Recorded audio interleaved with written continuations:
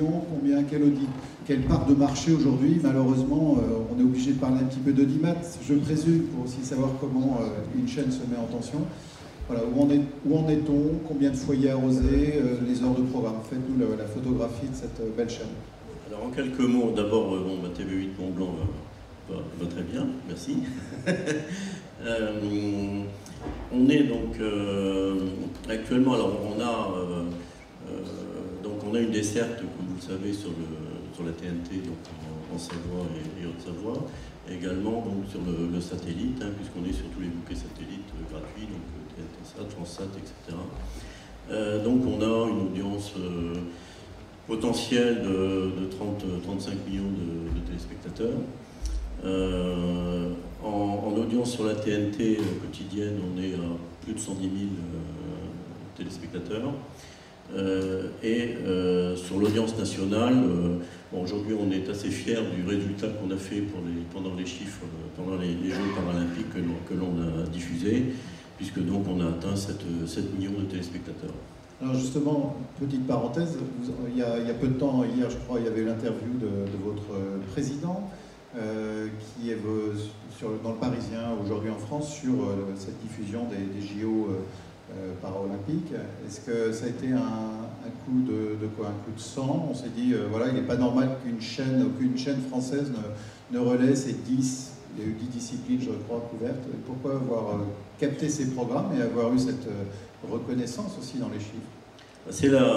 C'est la stratégie et la vision de Paul Rivier qui a toujours souhaité faire en sorte que la chaîne puisse saisir d'opportunités de ce type d'événements qui sont malheureusement très mal diffusés. Et c'est vrai qu'on a été très surpris puisque en fait on s'est retrouvé la seule télévision à faire des directs et à diffuser 100 heures de direct. Les grandes chaînes nationales qui avaient annoncé au CSA qu'elles allaient diffuser les Jeux paralympiques l'ont très faiblement fait. Et donc c'est une stratégie et c'est une mobilisation de toute la chaîne, puisque en fait, à partir du moment où on a su les programmes auxquels on avait accès, il a fallu, donc, dans le courant du mois d'août, mobiliser toute la chaîne jusqu'à 11h minuit le soir. Et pour une télévision locale, c'était un sacré défi et ce n'était pas du tout évident. Alors les décideurs locaux, territoriaux, qu'ils soient élus ou techniciens, sont très sensibles bien sûr à ces mobilisations, mais eux ils se mobilisent pour leur territoire et pour que celui-ci soit en phase avec la modernité, simplement avec l'actualité notamment technologique. Est-ce que vous comprenez déjà, ce sont des prescripteurs, ce sont parfois des financeurs, je ne sais pas, de TV8 Mont-Blanc, les soucis de ces élus locaux en particulier quant à l'immersion de leur territoire dans le XXIe siècle? On les comprend totalement, puisqu'on est une chaîne de télévision locale, donc on est au quotidien proche des gens, on est une télévision de proximité, on est une télévision de territoire, et on est au quotidien proche des collectivités, des communes, pour relayer toutes les informations qui peuvent se produire.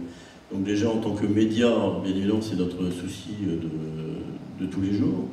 Et en tant que TV8 Mont-Blanc, c'est encore plus notre souci, puisqu'il y a quelques mois, nous avons investi dans une société qui est un fournisseur d'accès Internet par satellite, qui s'appelle Sat2E, et nous sommes aujourd'hui donc un acteur, je dirais, auprès des collectivités, des communes qui ne bénéficient pas de l'Internet haut débit, pour promouvoir avec Eutelsat ces solutions très haut débit, et je dirais très haut débit par satellite.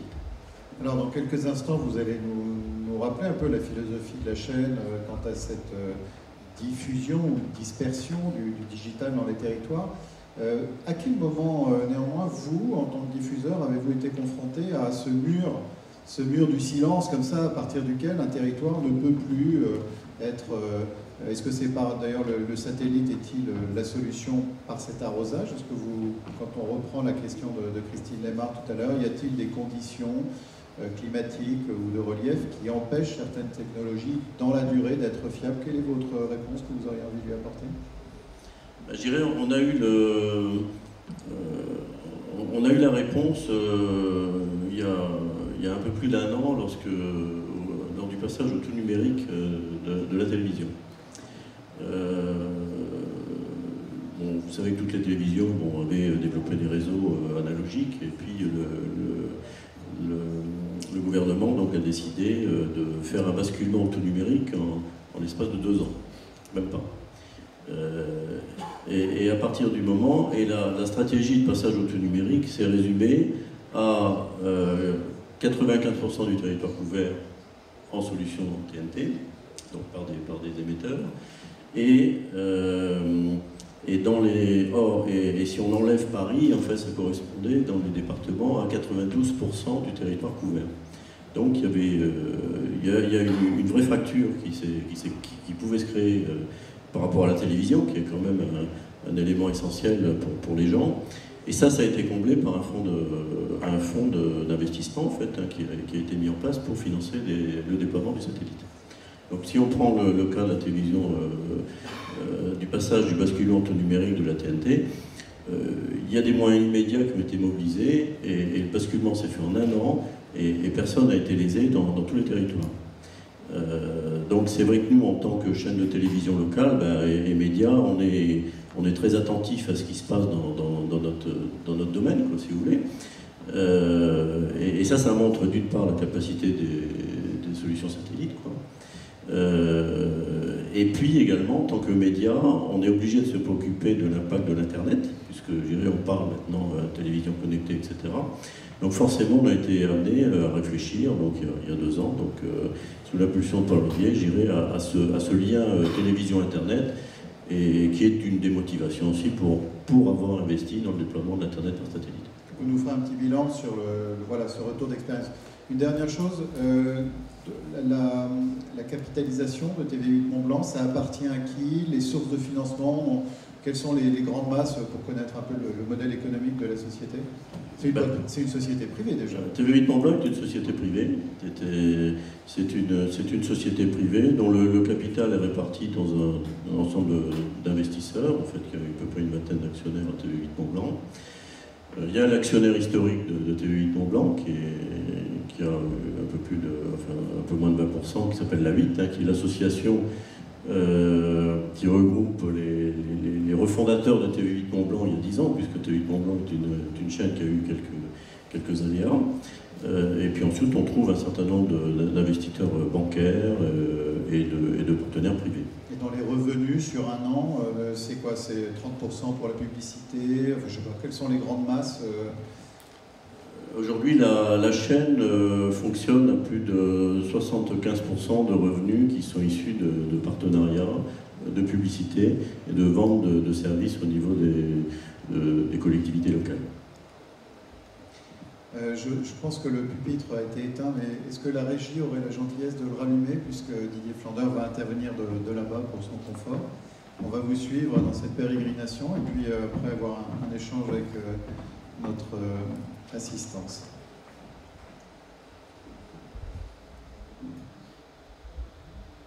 Donc vous m'entendez là, oui. Donc je vais vous faire un bref historique de TV8 Mont-Blanc, de son positionnement et de l'analyse la perception que l'on a juste du développement de l'Internet et de ce qui peut être mis en place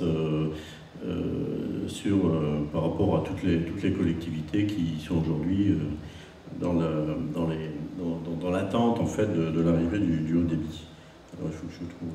Voilà. Alors déjà, comme j'ai dit tout à l'heure, TV8 Mont-Blanc, c'est 20 ans au service de la montagne et des pays de Savoie. C'est la première chaîne aujourd'hui locale française en région parisienne, en fait, en termes d'audience, en termes de chiffre d'affaires. Et donc on est diffusé donc, sur la TNT, donc comme je dis en Savoie, Haute-Savoie, sur les bouquets satellites et bien évidemment sur les réseaux ADSL et numérique câble.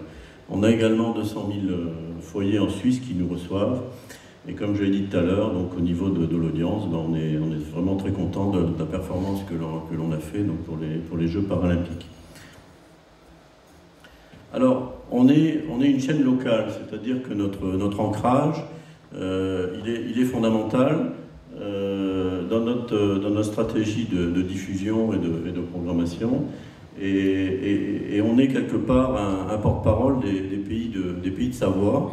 Lorsque les gens nous regardent sur le satellite ou sur le câble, lorsque l'on a nos 7 millions des auditeurs des Paralympiques, ils ont associé TV8 Mont-Blanc à cet événement et ils continuent à nous regarder et ils sont très contents et on a beaucoup de retours sur ce sujet de toutes les émissions que l'on peut produire. Il faut savoir que la chaîne produit la quasi-totalité de ces émissions avec un certain nombre d'émissions phares. Qui est la place du village, qui est vraiment une émission de télévision de proximité, puisque les équipes viennent dans les villages interviewer les gens et leur faire part de ce qu'ils réalisent. Et puis également, donc on est présent en Savoie et Haute-Savoie sur tous les événements locaux. On a un JT donc, quotidien, donc, la semaine donc, de 45 minutes qui est repris plusieurs fois. Et bien évidemment, on se mobilise pour tout événement culturel et sportif dans les pays de Savoie, en retransmettant. Donc bien évidemment, comme on est dans une zone où il y a beaucoup de ski, en retransmettant donc les événements de la Coupe du Monde de ski, du freeride, du biathlon, de la Grande Odyssée, dont on va parler tout à l'heure. Et puis également donc, des émissions qui sont dédiées à la montagne, Altitude Sport Mac, et puis aussi des émissions économiques qui reflètent en fait l'économie des pays de Savoie. Donc cet ancrage territorial pour nous est vraiment fondamental dans la stratégie de la chaîne. Alors pour nous, comme je vous le disais tout à l'heure, le numérique, c'est le basculement à la télévision numérique, l'Internet et le triple play. Et ça, pour les télévisions locales, en général, c'est un atout. Pourquoi? Parce que ça nous permet d'avoir des nouveaux outils pour la couverture des événements grâce à des technologies qui sont issues de l'Internet. Et ça nous permet d'échanger des programmes entre les autres télévisions, en France et en transfrontalier. Là, vous avez par exemple une affiche donc, qui est une retransmission que l'on a assurée fin juillet avec Eutelsat, en fait, qui s'appelait En direct des cimes. Alors, on est parti dans les Pyrénées-Orientales avec une parabole dont je parlerai tout à l'heure. On s'est mis dans un refuge à 2100 mètres d'altitude. C'était dans le cadre du festival Pablo Casals, donc du festival de Prades, et on a retransmis en direct en fait un concert de musique classique pendant 3 heures, donc qui était filmé dans ce refuge d'une part et d'autre part donc dans un petit village à 1700 mètres d'altitude au pied du Canigou. Donc ce sont ce type d'événements que l'on peut réaliser avec les nouvelles technologies d'Internet. La deuxième chose, en fait, c'est que bien évidemment, l'Internet, c'est à la fois plus de proximité, par l'utilisation de moyens nouveaux. Aujourd'hui, sans faire de publicité, enfin, un iPhone 5, en fait, devient carrément un outil pour faire des films. Et donc, on peut, à partir de là, développer en fait des relations avec des vidéastes et des gens qui vont relayer l'information pour nous, travailler avec nos journalistes et comme ça, avoir une collecte plus forte et plus importante de proximité en fait pour tous les événements qui se passent dans la région. Et bien évidemment, l'Internet, c'est aussi une diffusion plus large, puisque à partir du moment où on est visible sur l'Internet, je dirais on s'adresse également à tout le monde des mobiles. Donc, voilà. Et puis, l'élément important, bien évidemment, c'est que l'utilisation des réseaux sociaux, que ce soit Facebook, Twitter, etc., c'est une création d'interactivité. Et pareil, pour une chaîne comme nous, c'est un élément important parce qu'on va communiquer avec nos téléspectateurs. Et donc, pour une chaîne comme TV8 Mont-Blanc, la mise en œuvre de tous ces outils, c'est bien évidemment des nouveaux services et puis d'innovation qu'on essaie de mettre en place avec les moyens que peut avoir une chaîne locale. Alors, je vais vous parler de 2 innovations qui sont au service de la montagne. L'un s'appelle Hotspot TV et l'autre, c'est en fait toute l'activité d'Internet par satellite qu'on a développée. Alors, parlons déjà de Hotspot TV. Alors, qu'est-ce que c'est Hotspot TV? C'est en fait un service de diffusion d'images webcam qui est récupérée sur l'Internet avec des partenariats que l'on crée en liaison avec Domaine Skiable de France, avec des stations de ski en fait. Et à partir de là, donc, on va rapatrier en fait des images qui sont installées à des lieux clés de la station. On va les diffuser sur notre chaîne donc pendant toute la saison, c'est-à-dire que là, la saison va démarrer le 15 décembre et va se finir le 15 avril pour la saison d'hiver. Et avec ça, on crée de l'information pour tous les téléspectateurs sur l'état d'enneigement des chaînes. Donc vous voyez le lien entre l'Internet pour la captation des images et puis la diffusion d'un média comme TV8 Mont-Blanc. Et ceci, donc, on avait lancé ça en début de l'année passée, et donc cette année on rentre dans la phase totalement opérationnelle avec à peu près une vingtaine de stations qui ont adhéré au programme, et également un partenariat avec France Télévisions que l'on vient de monter. Voilà. La deuxième chose, c'est l'Internet par satellite. Alors, l'Internet par satellite, c'est ce qu'on vous expliquait tout à l'heure, c'est qu'en fait, aujourd'hui, avec une technologie, avec un satellite comme KASAT, on a une solution immédiate, et j'y reviendrai tout à l'heure, pour du haut débit, et on est vraiment dans une logique d'aménagement du territoire, c'est-à-dire qu'on n'a pas besoin, enfin ce qui s'est dit tout à l'heure, c'est très bien, la fibre optique peut se déployer, on n'a pas besoin d'attendre aujourd'hui, immédiatement, on peut apporter des solutions très très vite dans les collectivités, dans les communes, et toutes ces communes qui nécessitent en fait cet Internet, à la fois pour les particuliers et les professionnels. Et puis également, c'est un outil pour nous d'usage. Lorsque je vous disais tout à l'heure ce qu'on avait fait dans les Pyrénées-Orientales, bah c'est ça, c'est l'utilisation de ce satellite pour faire de la retransmission directe et des outils en fait aujourd'hui qu'on met à disposition des gens magiques pour aller plus près des gens et pour rapatrier en temps réel des événements qui peuvent se passer sur tout le territoire. Et puis alors je mets l'innovation au sommet. Pourquoi? Parce que là vous voyez ici le nouveau refuge du Goûter à 3840 mètres d'altitude. C'est nous qui l'avons équipé, Et donc aujourd'hui, le refuge, donc, depuis le mois d'août, il est télécontrôlé. Les gens, enfin là il est fermé en ce moment, mais je dirais tout l'outil qui a été mis en place, c'est la parabole qui est là-bas, un petit peu améliorée parce qu'il faut tenir des conditions météo avec des vents de 300 km/h. Donc on l'a un peu renforcé, mais si vous regardez, c'est exactement la parabole qui est là-bas sur notre stand, renforcée, avec un habillage pour tenir les conditions climatiques extrêmes. Mais ça vous montre en fait qu'une solution satellite peut être utile, même dans les conditions, des conditions climatiques extrêmement difficiles. Je vais proposer à Henri Cam de s'asseoir à côté de moi là, pour pouvoir assurer une transition rapide. Est-ce qu'il est là, Henri? Merci, venez. Est-ce que c'est le plus haut point d'Europe, de France, ainsi connecté, ces 3800 mètres que vous évoquez? Oui, c'est le plus haut point d'Europe connecté par satellite. Vous avez pris la place de qui alors? Parce que je présume que ça, on suit le record. Quel était le record précédent? Je ne saurais pas vous dire. Enfin, il devait être à peut-être 3000, quelque chose comme ça. Quoi. Donc on a grimpé, puis bon, donc c'est... Et sans rupture de consommation, de distribution de... 2 mois en fait de mise en route, on a aujourd'hui une fiabilité à 99,5%, on va dire. D'accord, à 3800 mètres. À 3840 mètres d'altitude, également avec des services de téléphonie, c'est-à-dire que là, j'ai le numéro du téléphone du Goûter, enfin il n'y a personne, mais on peut les appeler et tout ça passe par satellite. Voilà. Donc vous voyez, c'est toutes ces technologies-là qu'en tant que 8 Mont-Blanc, on essaie de mettre en œuvre. Et c'est vrai que pour nous, le numérique et l'Internet par satellite est un élément très important. Alors, moi, je voulais faire un petit commentaire par rapport à ce qu'il disait tout à l'heure. Et pourquoi nous, on intervient en tant que sur ces solutions-là. Premièrement, parce que, sans rentrer dans le détail technique, on voit bien que les usages en fait, de l'Internet aujourd'hui font que un bon usage de l'Internet aujourd'hui, c'est d'avoir 2 mégabits chez soi. Bon.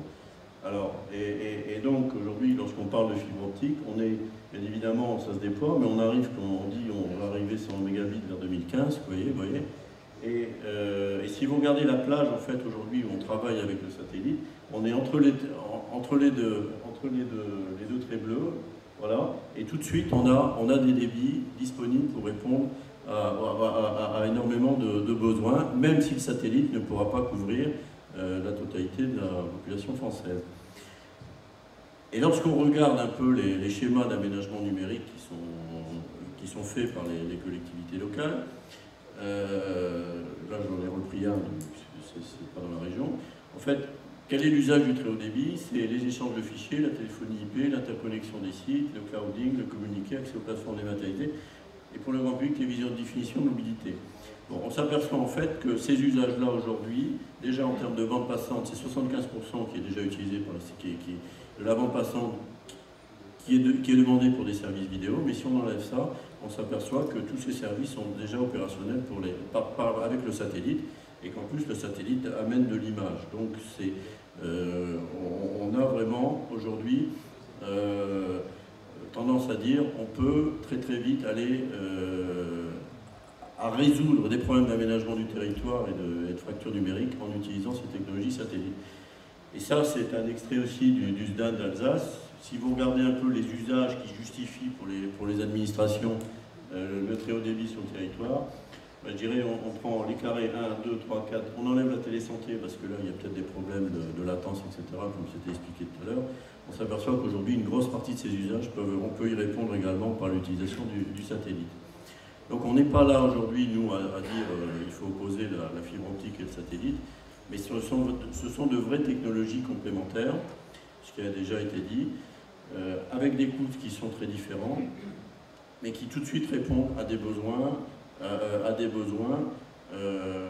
et on considère, et c'est notre stratégie aussi pour le déploiement la promotion de ces solutions, c'est qu'il ne faut pas attendre, il ne faut pas freiner, puisqu'aujourd'hui, là, pour télécharger un fichier, on passe aujourd'hui de solutions à 500 kilobits où il faut 3 minutes pour télécharger un fichier. Si on part à un satellite à 18 mégabits, on est à 5 secondes. Lorsqu'on aura du 100 mégabits, on va encore gagner quelques secondes, mais le gap est plus important à résoudre de gagner 3 minutes à 5 secondes que de gagner de 5 secondes à 1 seconde. Donc, pour nous, et c'est pour ça que TVI Mont-Blanc s'est mis dans l'Internet satellite, parce que c'est une multiplicité d'usages, et pour les collectivités des zones de montagne, c'est la fin de l'attente. C'est la fin de l'attente pour beaucoup d'applications. Et là, je vous montre, vous voyez, ces deux transparents. À droite, vous avez le monitoring, le télécontrôle du refuge du Goûter, avec une liaison satellite à plus de mégabits. Et là-bas à gauche, vous avez la mairie de Saint-Gingolph, Porte de France, voilà, qui aujourd'hui n'a que 500 kilobits par seconde et va attendre la fibre jusqu'en 2015. Et nous équipons d'ailleurs jeudi, nous mettons l'Internet au débit à Saint-Gingolph. Voilà. Donc c'est donc pour nous, la télévision Internet, c'est donc une association de médias qui peuvent être au service des territoires de l'Internet, donc avec des échanges, des partenariats, etc. Et cette accélération d'usage en fait, du très haut débit, il y a une réponse aujourd'hui avec le satellite. J'ai parlé tout à l'heure de ce qui avait été fait par le TNT. Je pense qu'aujourd'hui, il y aurait moyen de mobiliser des fonds pour accélérer en fait, ce processus de déploiement des solutions Internet par haut débit, et qu'on ne parle pas aujourd'hui, on parle de dizaines de millions d'euros. On n'est pas du tout aujourd'hui dans les investissements annoncés pour la fibre optique. Merci. J'avais envie de vous demander d'appeler le refuge, mais je me demandais dans quoi je mettais les doigts là. Vous pouvez les appeler néanmoins pour... Il n'y a personne. Il n'y a personne. D'accord. Okay. Venez avec nous. Bien sûr qu'on va faire table ouverte. Et vous allez découvrir Henri Cam, vous le connaissiez déjà, ce